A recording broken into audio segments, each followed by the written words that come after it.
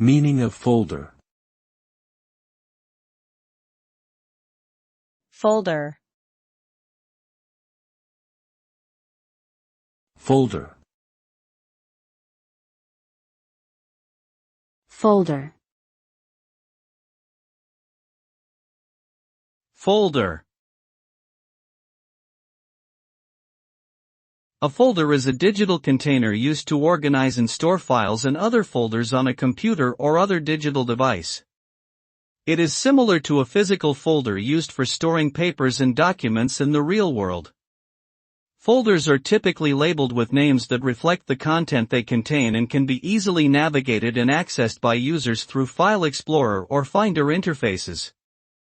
They provide an efficient way to manage digital information and keep it organized, helping users save time and effort when locating or managing files.